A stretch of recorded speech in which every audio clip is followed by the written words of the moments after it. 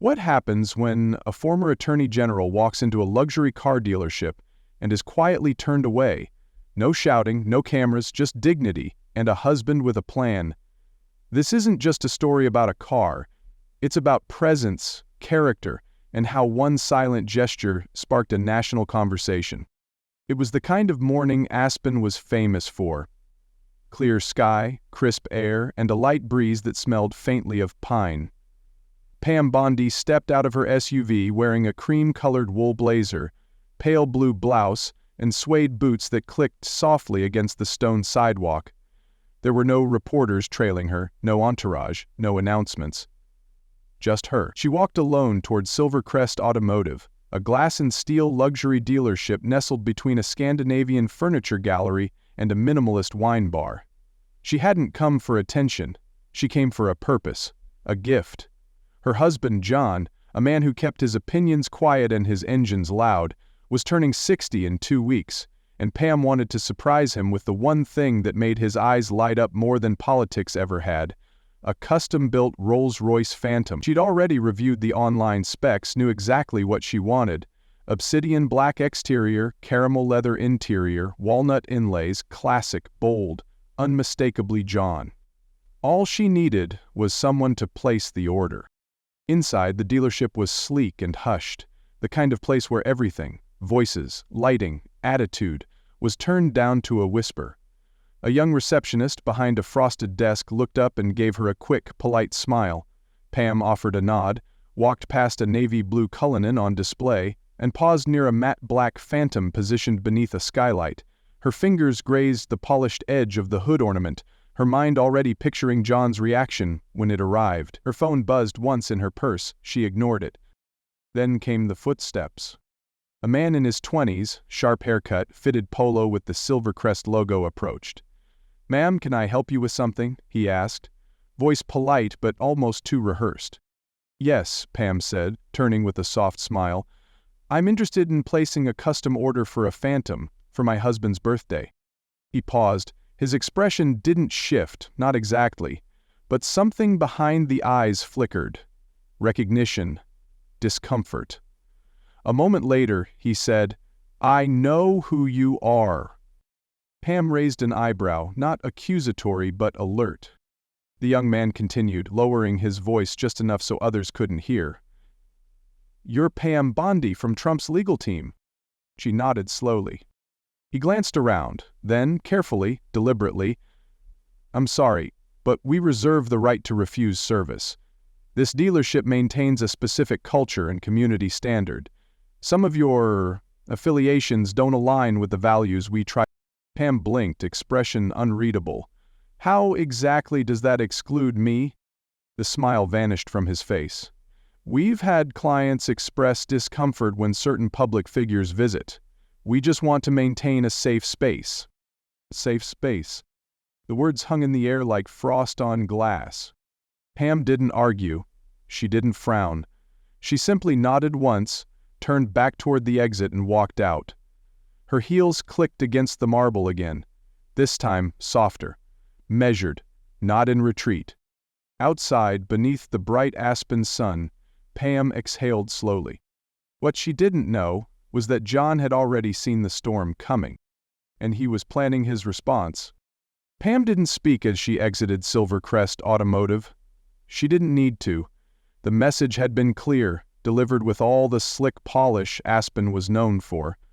But behind the polite tone and branded polo, the young man's words echoed with a kind of casual dismissal that went deeper than surface courtesy. She reached her SUV, opened the door with a steady hand, and sat behind the wheel. Only then did her composure crack just slightly, not in anger, not in humiliation, but in not at what was said, but at how comfortably it was said. No protest, no raised voices, just exclusion cloaked in civility. That was what cut deepest. Across town, John Wakefield was already home. Their house, perched just above the tree line in a quiet Aspen neighborhood, was understated but luxurious. Floor-to-ceiling windows, exposed beams, and a view that could hush any conversation. He was in the kitchen, sleeves rolled up, pouring 2 glasses of water when Pam walked in, dropping her keys into the dish by the door. He glanced up. "You're back early," he said, not suspicious, just curious. She hesitated, kicked off her boots. "Yeah, change of plans." John turned to face her, reading her posture before her words. "What happened?" Pam exhaled, then relayed the entire exchange. The handshake that never happened, the phrase specific culture, the term safe space, and, most of all, the way the manager never raised his voice but still made it clear she didn't belong. John listened without interrupting, the way he always did. One hand rested on the countertop, the other slowly tightened around his glass. "You get his name?" he asked, tone calm but heavy. "No name tag," she said. "Late 20s, tall. Didn't raise his voice, if that's what you're wondering." John nodded once.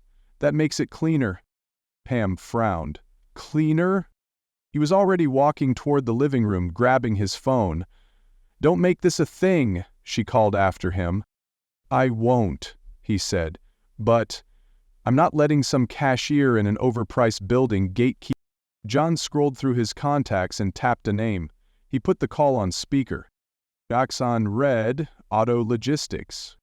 A voice answered almost instantly. "John? Haven't heard from you since the Shelby deal. Still running like a dream?" "Smooth as glass," John said.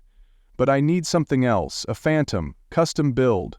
I need it delivered to Aspen tomorrow afternoon." There was a pause. "Tomorrow?" "Tomorrow," John repeated.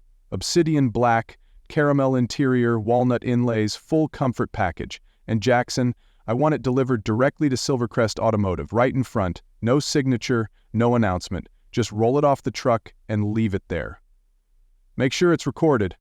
Jackson gave a low whistle. "I assume this is about a statement." John didn't hesitate. "It's about reminding someone what class really looks like." He ended the call, tucked his phone into his pocket, and walked toward the patio. Pam followed him to the sliding glass door. "You're spending $500,000 to make a point?" she asked. "I'm not doing it for him," John said, opening the door. "I'm doing it for you." Pam watched him step outside, the cool mountain air meeting his calm defiance. She didn't stop him. She understood. This wasn't about vengeance. It was about reputation, about drawing a line with grace instead of noise. What neither of them knew yet was that tomorrow the world would draw its own line, and it would be watching. That evening, the air outside their Aspen home had cooled, the last trace of sunlight slipping behind the mountains like a curtain drawn on an unfinished play. Pam stood barefoot in the kitchen, her phone face down on the counter, the silence between her and John thick but not uncomfortable. He leaned against the back deck doorway, arms crossed, watching her, not with pity but with that quiet, calculating calm he was known for in boardrooms and investment calls, the kind of silence that always preceded a decision. "I didn't expect it," Pam said finally, breaking the stillness. "I wasn't trying to make a scene. I just wanted to buy you a car." She half laughed, the sound low and dry. "Apparently, that's a political act now." John walked over, set his glass down beside hers. "You're a Bondi. Everything you do is political to someone." He said it without bitterness, only truth. Pam tilted her head. "Do you really think this is worth the trouble? The calls, the online nonsense. You know how these things spiral." He met her eyes. "And you know I don't chase headlines. But I won't let someone shrink you down to a stereotype and call it customer service." She didn't argue. She knew him too well. John stepped closer, his voice lower now. "You didn't flinch in that room. You didn't shout. You walked out with every ounce of dignity you walked in with. That kid didn't turn you away. He made a mistake. I'm just correcting it." Pam leaned back against the kitchen island, arms folded. "You think a Phantom on their doorstep is going to fix that?" "No," John replied, a hint of a smile playing on his lips. "It's not about fixing anything. It's about showing them what they missed. What they dismissed." Pam stared at him, her expression unreadable, but deep down she understood. John wasn't trying to fight. He was reminding people, reminding her, what worth looked like when it was carried quietly, without apology.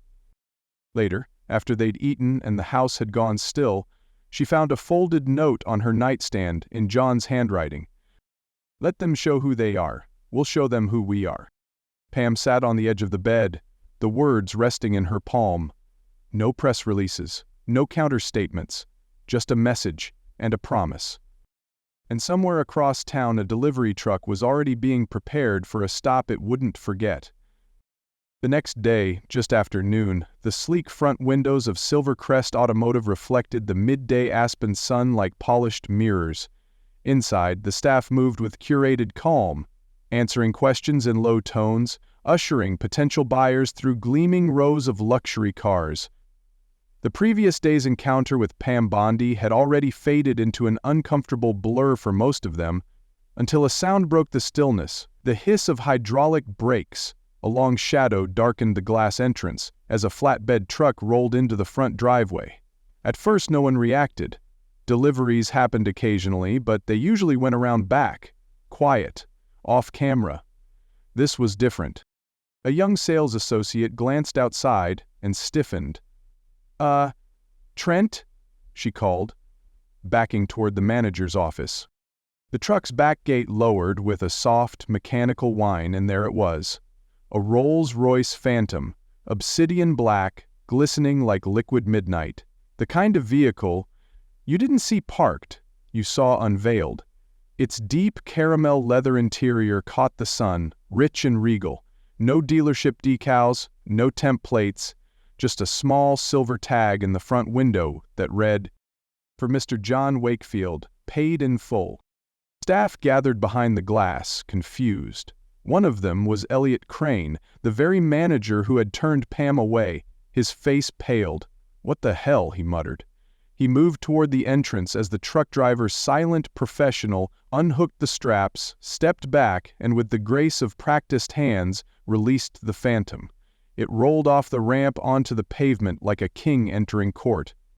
Then came the silver sedan. It pulled up behind the truck and parked neatly, engine idling for a moment before the driver's side door opened. Out stepped John Wakefield. Dark jacket, sunglasses on. No entourage, no cameras, at least not intentionally. But one customer had their phone up already, streaming it to Instagram Live. John didn't wave, didn't posture. He simply walked to the Phantom, opened the driver's side door, slid in and adjusted the seat as though this were just another Thursday. He tapped the steering wheel once, surveyed the dashboard, then looked up. Just as Elliot approached, cautiously. "Sir, can I help you with something?" Elliot's voice cracked slightly, barely picked up by the phone's microphone. John didn't look at him. His gaze stayed forward, fixed on the mirror. Then, calmly, with the ease of someone born to dismantle false confidence, he replied, "No, I'm just here to remind you who you turned away." The silence that followed wasn't stunned, it was frozen. The kind of moment that doesn't ask for a reaction, only demands reflection. Within seconds, someone whispered, "Did he just say that?" Another employee slowly backed toward the counter. The customer filming whispered a soft, "Damn," before the video cut out. Inside the dealership, the atmosphere deflated. No one moved. No one knew if they should. He didn't slam anything, didn't throw a look over his shoulder. He didn't need to. By the time John pulled away from the curb, the Instagram Live had already been saved, reposted, and clipped. Within an hour it appeared on Twitter under a trending hashtag, Phantom Delivery, accompanied by the line, "No. I'm just here to remind you who you turned away." Pam was at home when her phone buzzed.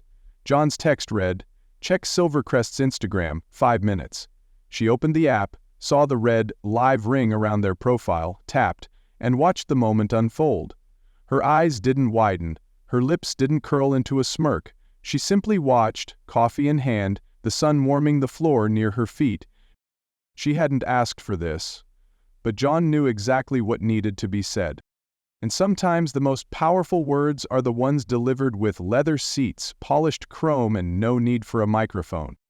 It didn't take long. By late afternoon, what had started as a shaky Instagram Live had been clipped, edited, and reposted across nearly every major platform.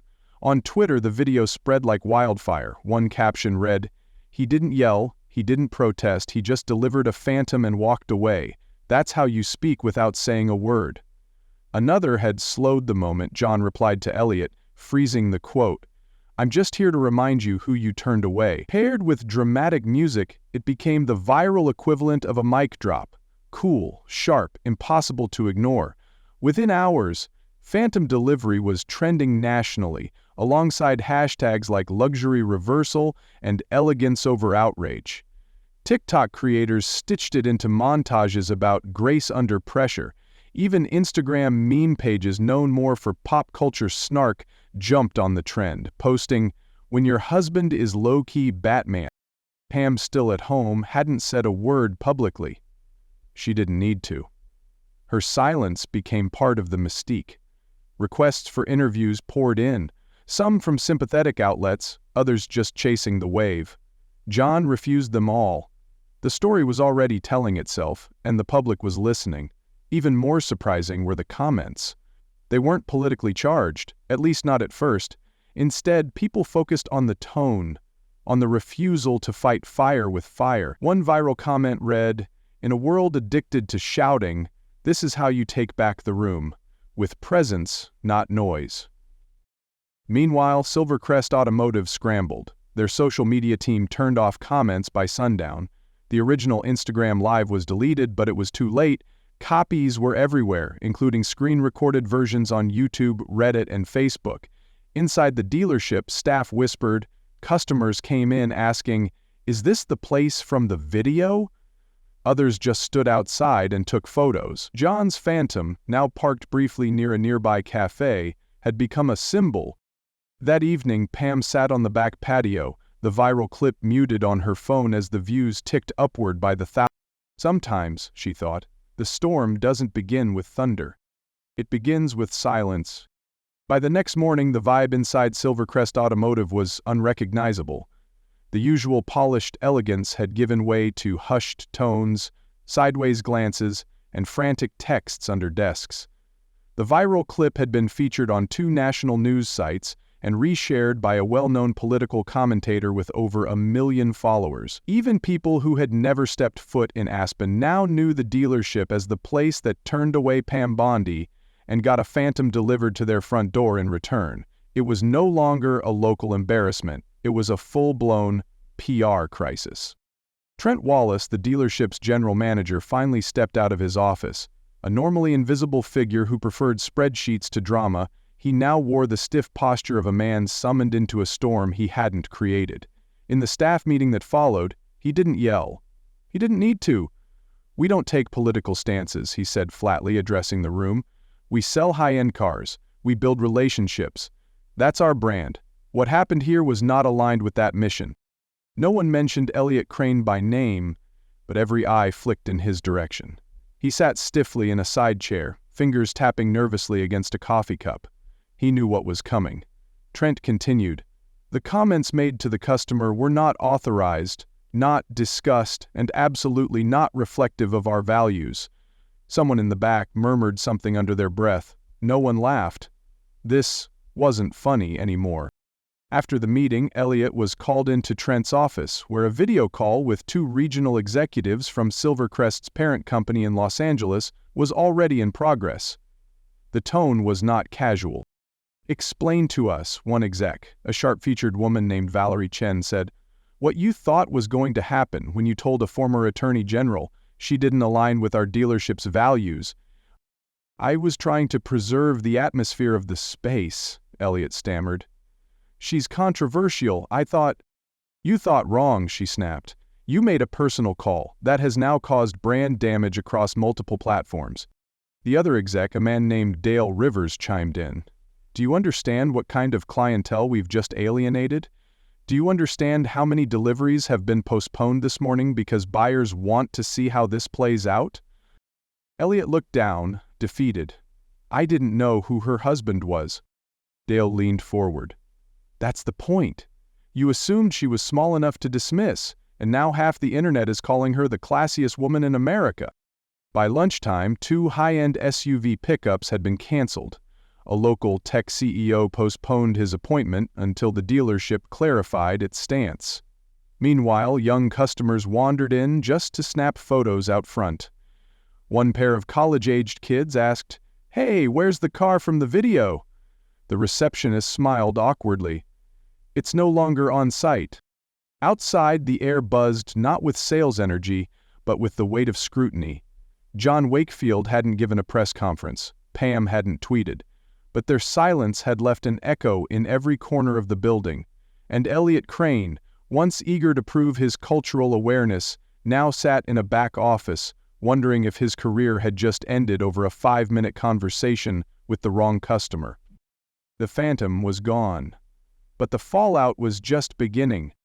That afternoon, Pam met Marla Jensen for tea at a quiet garden cafe tucked behind an art gallery near Aspen's Main Street. Marla, a retired federal mediator and longtime friend, had seen plenty of political storms, but this one, she said, was unique. "You didn't even lift a finger," she noted, stirring a slice of lemon into her chamomile. "And somehow the whole country is on its feet." Pam smiled faintly, but there was no satisfaction behind it, just a quiet weariness. "I didn't want this," she said. "I wasn't trying to be a headline. I just wanted to buy John a car." Marla tilted her head. "That's exactly why it hit so hard. You didn't scream. You didn't spin. You just walked away. They expected a scene, maybe even a lawsuit, but you gave them silence. That's what shook people." Pam looked down at her cup, then up again. "You know what really bothered me? It wasn't what he said, it was how casually he said it, like he'd practiced it, like he believed exclusion was the new virtue." Marla nodded slowly. "That's where power gets lazy, when it starts mistaking the performance of tolerance for the real thing." They sat for a while longer, not needing to say much. The storm outside was loud. News clips, think pieces, reaction videos, but inside, Pam's resolve remained quiet, grounded. She didn't need to clap back or craft a viral quote. She didn't want revenge or retribution. She just wanted people to think, to see the moment for what it was, a reminder that grace under pressure speaks louder than outrage ever could. Before they parted, Marla reached across the table. "You always knew how to wait out a storm, Pam. You just didn't expect to be the eye of it." Pam gave a soft smile. "Maybe. But sometimes being still is the only way to show you're not moved." By the third day, the story had evolved from a moment of luxury drama to something far more human. A woman named Karen Finley, a retired teacher and Aspen local, posted a simple message in a private Facebook group that changed everything. "I was there the day Pam Bondi was turned away," she wrote. "Didn't know who she was at the time, but she didn't argue, didn't protest, just walked out like someone who'd seen this before and refused to let it change her. I wish I had said something then." The post was screenshotted, reposted, and by noon it was everywhere. Suddenly the story had a witness, an everyday voice who confirmed the quiet dignity many had sensed but hadn't seen firsthand. It gave the moment depth, context, and a new surge of emotional resonance. TikTok creators began stitching the story together, some combining clips of John's now famous quote with dramatic piano scores and soft-spoken narration. Others focused on the silence itself, framing Pam as a modern example of how to respond to injustice with grace rather than spectacle. One video, titled "The Walkout That Spoke Volumes," gathered over 3 million views in 24 hours. Commenters weren't arguing politics anymore. They were talking about presence, character, and the art of knowing when not to speak. Even people who disagreed with Pam's politics found themselves strangely moved. A well-known liberal podcaster admitted on air, "I don't care for her background, but what she did, how she did it, that was class." Pam still hadn't spoken publicly. No tweets, no interviews, no posts, but somehow she'd become a symbol, not of defiance but of restraint, of knowing that sometimes you don't need to win the argument to own the moment. And as more people shared their reflections, teachers, veterans, young professionals, even a few former critics, the story shifted. It was no longer about who Pam was. It was about how she carried herself when she was told she didn't belong. And now, ironically, it felt like the whole world was welcoming her in. Inside the glossy glass walls of Silvercrest Automotive, the tension had become palpable. Behind the receptionist's forced smiles and the scent of polished leather, there was chaos. While customers still trickled in, some out of curiosity, others to gawk at the place from the video, sales were down. Appointments were canceling and corporate had flown in. From Los Angeles, two top executives from the dealership's parent company had arrived for what was now being called an internal branding crisis review. In a closed-door meeting, Trent Wallace, the general manager, sat flanked by executives while Elliot Crane, the young assistant sales manager who had turned Pam away, sat visibly pale across from them.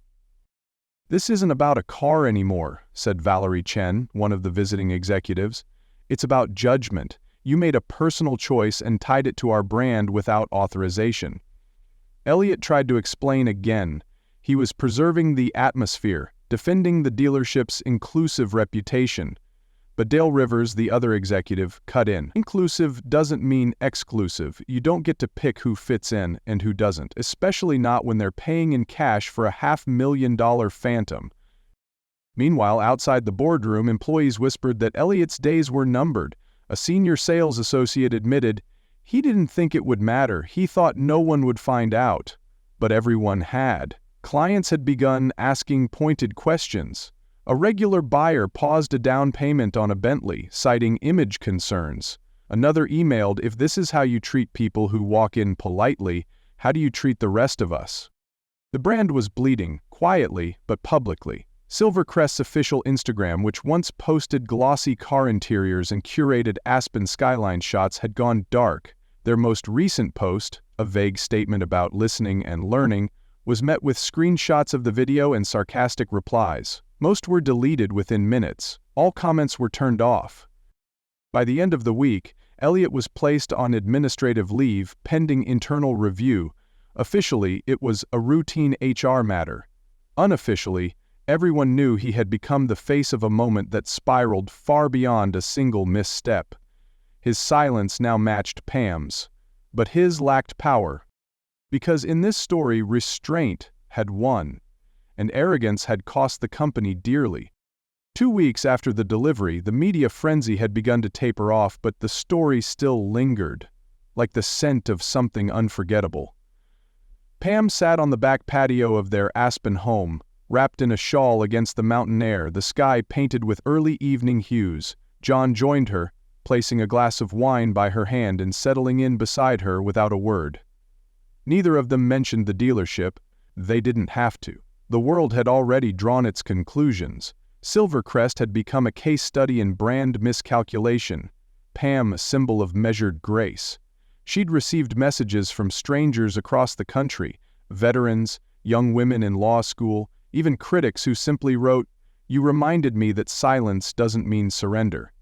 She hadn't posted a word, not one quote, not one comment, and somehow, that silence had spoken louder than a press tour ever could. John leaned back, watching the sky turn deeper blue. "You know," he said, "there's still a dozen people trying to turn that clip into a moment. Interviews, think pieces, even a watch brand wants to put you in a campaign." Pam smiled faintly. "I didn't do it to go viral," she said. "I just didn't want someone thinking they could humiliate me without consequence." She looked out toward the edge of their lawn, where the Phantom, now parked in quiet elegance beneath a custom cover, seemed to glow beneath the porch light. "I didn't need to shout," she added. "I just needed to walk away." John nodded. "And that's why it worked." Later that evening, they watched a closing segment on a national news show that framed the story as "The Day Dignity Drove Up in Silence." The footage played again, John stepping out of the Phantom, delivering his line. The journalist ended with a simple reflection. Sometimes, in a world obsessed with noise, the most powerful thing you can do is exit quietly. Pam turned off the TV, not with pride, not with smugness, but with peace. Because in a time when everyone fights to be heard, she'd reminded the world that stillness can shift culture, and that sometimes the strongest voice is the one that chooses not to speak. The story of Pam and her husband isn't about luxury cars or political headlines. It's about power, dignity, and the strength of restraint.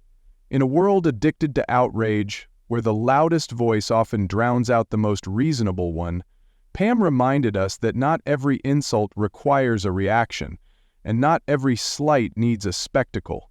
When she was dismissed, she didn't raise her voice or turn the moment into a scene. She walked away with grace, and John, without fanfare or fury, let his actions speak where words would have fallen short. What followed wasn't planned, but it was felt. Their silence became louder than any press release, their composure became a symbol, and their refusal to stoop to insult sparked a conversation far bigger than them. The lesson is clear.